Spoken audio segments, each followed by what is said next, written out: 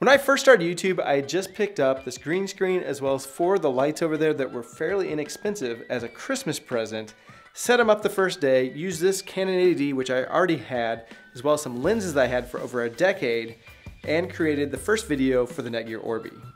Now what I learned when I went to edit it is it was absolutely horrible. The audio was echoey because I used the internal camera microphone that's on the 80D. I'm Paul and I'm here with your friendly review of Netgear's Orbi. So I went back and I grabbed some microphone from my music area, which is this one right here. And this is what I used on the first year of YouTube.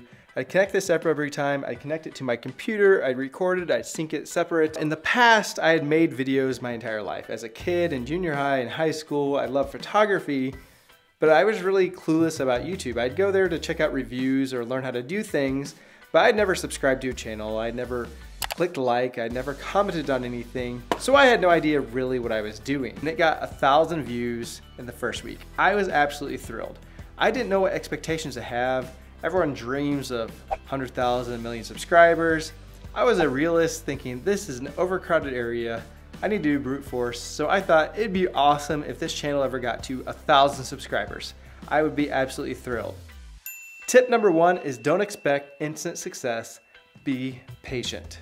There are a few people that jump through, but most of them are gonna take time to build up. Since I tried to go in this overcrowded field of tech reviews, I thought I'd use brute force. And what I mean by that is just create tons of videos. The first month I created 33 videos, the next month 18. So that's over 50 videos in the first 2 months. That is absolutely insane. If you wanna get going on YouTube and you've never done it before, create tons of videos to figure it out. Some of the videos were quite cringy, but there were also some really good ones in there as well, and that's how you learn what works and what doesn't work. And that gets me to tip number 2, which is the best way to learn is by doing. So go out there and do it. Create 30 videos, create 50 videos, and you're gonna learn what works and doesn't work.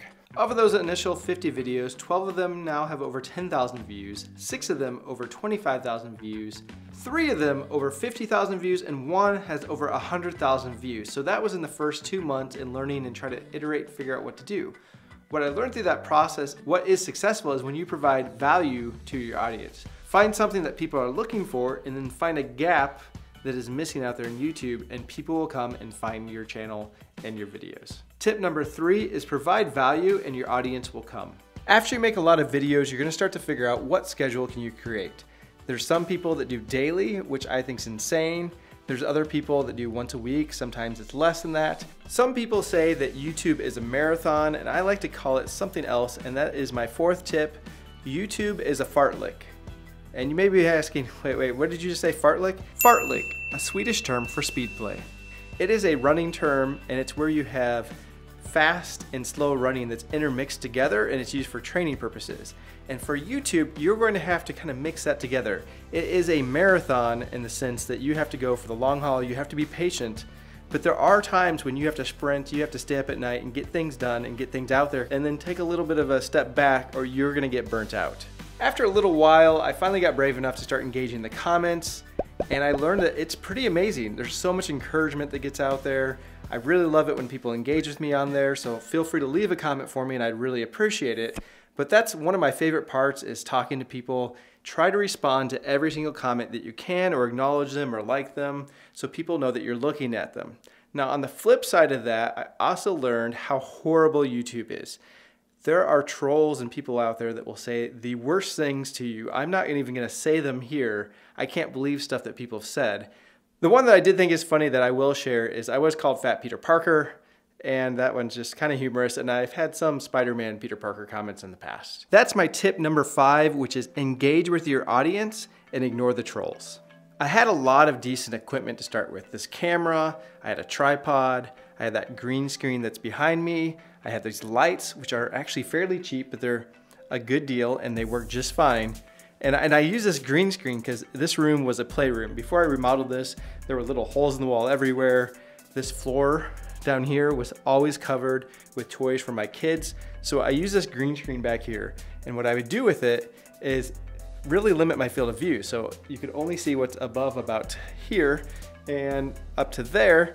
and you can't see what's going on. So half the time there's just toys everywhere and I'm trying not to step on them, but you don't see that. So use what you have and limit your field of view, and you can do just about anything you want. Now, as you get better, you wanna get a little bit better and more convenient, and that's where you pick up the new tools and toys and such and work on your production quality.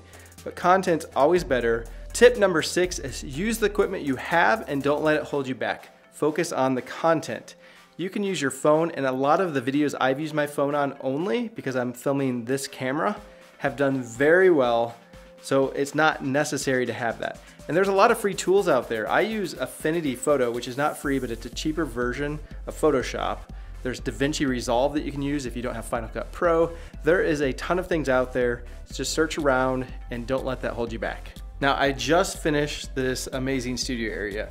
It's pretty crazy. I have the screen over here, which I'll probably end up moving or doing something different. I have this music area out here with the drums and the keyboard and some equipment. I'm gonna get some more furniture over here. I have track lighting that I set up a whole grid of. I'll talk about all this some later. I can change the color temperature, the color of them, and I'm looking to get rid of these or reduce my numbers. I'll probably get some LED panels, which is something that's amazing about YouTube is I was able to pay for all this equipment just from YouTube alone. So everything else except the Christmas presents. I did get something for Christmas, but I paid for it with YouTube. So do not go in debt for your equipment. This will pay for itself, and be patient with that. If you're doing something that requires your eyes, Roberto Blake and Sarah Dici has some great podcasts, and I used those while I was remodeling this, listened to them, and they were amazing to listen to. So thanks, Roberto and Sarah. There's also tons of free advice out there. Roberto has awesome content. Sean Cannell, Daryl Eves, the Nimmons. There's just tons out there. I'll probably put links or somewhere so you can check it out. But that's my tip number 7, which is take the free advice. There's tons out there. YouTube is complicated and simple all in one. Take the free advice, try it out. Tim Schmoyer is another one, I forgot about him. Just a side note, whenever you're redoing a studio and you're a tech reviewer, it is torture because you want to film everything. I got this Flexi Spot desk here, the LifeX bulbs, the Z strip, all these different things I want to create reviews of, and it will come, but it slows you down in working if you're going to record everything. That's the problems of a YouTube reviewer. There is a problem with all the free advice out there and all the different friends that you're going to meet and all their videos and everything, is you're going to start watching more and more YouTube. You need to do tip number 8, which is control your consumption. Make sure that you actually creating on the other side, or you're going to end up just watching video after video after video. And before you know it, a week goes by, 2 weeks, 3 weeks, and you haven't done anything except watch videos every time you got ready to do something. So you do need to watch some to learn, but make sure you also create. One of my favorite things about YouTube is the creator community. I've met so many amazing people through online, Twitter, Instagram, and such that are so supportive. It's just unreal. And what I learned is your initial instinct is to be competitive on YouTube. You want to kind of edge out the other people, you want more views than them, but what you learn is YouTube is massive, and being competitive with others is going to hurt yourself. Being collaborative with others is only going to help you. So reverse that mindset, and that's my tip number 9, is embrace the community and collaborate and only compete with yourself to do better. You're going to be much better off that way. And let me tell you, some people get a little angst against the bigger YouTubers.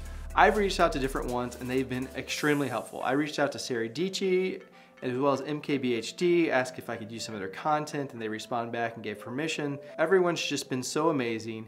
And speaking of which, a few months back, I did run a little contest and said, whoever guesses closest to when I hit 10,000 subs will win a shout out here. And Eric from the channel Modern Day Family Man hit it almost right on the nose. He guessed January 10th.